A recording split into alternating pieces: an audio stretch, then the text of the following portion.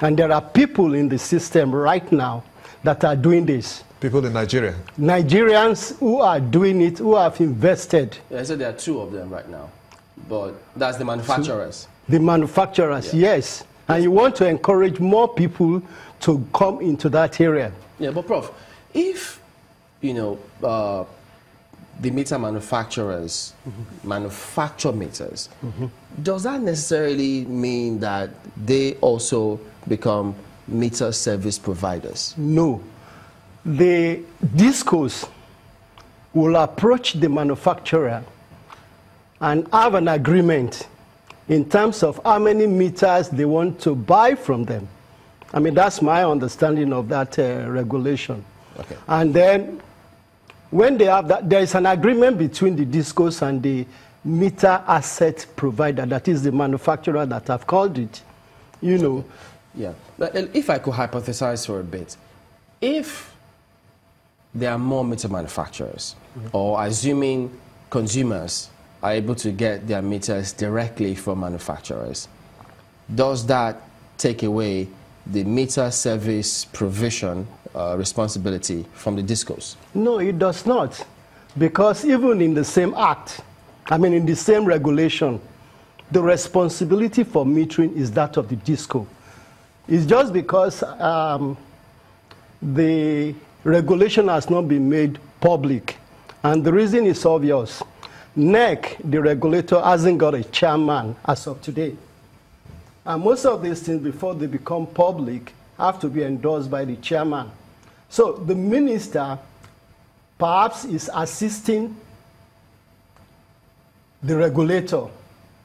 But basically, the ministry should be focusing on policy issues, not regulatory issues. And that's part of the confusion, because you may not be able to articulate what led to a regulation and explain to the satisfaction of the stakeholders. When you say they focus more on policy issues, do you see any contentious areas in the policy as it is now?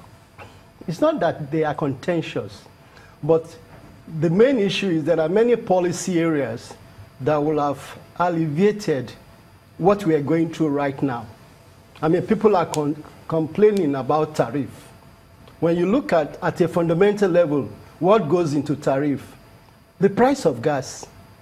And there is need for both the ministry and NNPC to have a policy as to how do we change the price of gas in such a way that everybody will be happy. That is one aspect. Coming back to the metering issue, there should be a policy that says this technology must be manufactured locally. You don't want somebody to just take the limited foreign exchange and say, I want to import. I mean, that has to be a national policy for technological self-reliance. And as I said, there are people who have invested heavily and they have met all the specifications. It's not just easy to say I'm manufacturing prepaid meter.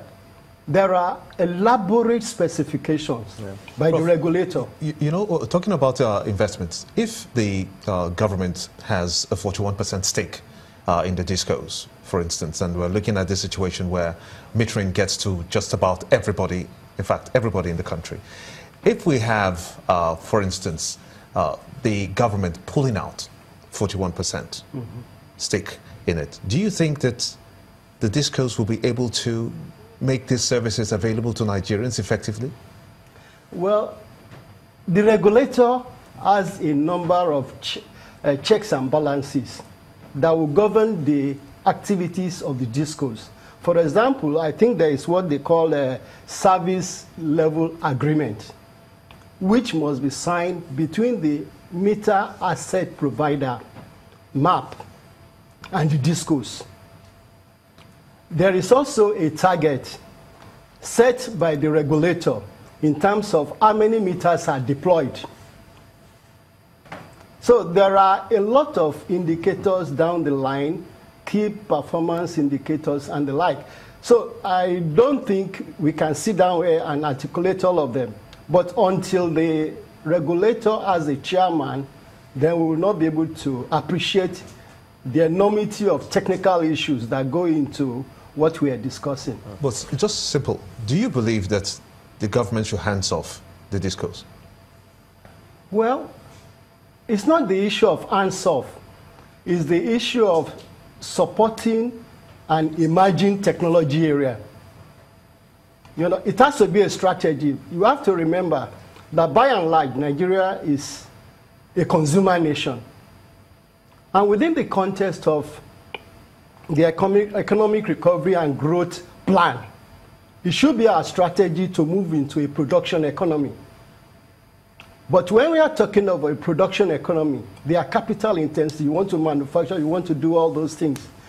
The private sector perceives it, even the banking institutions, as a risk area. And the only way you can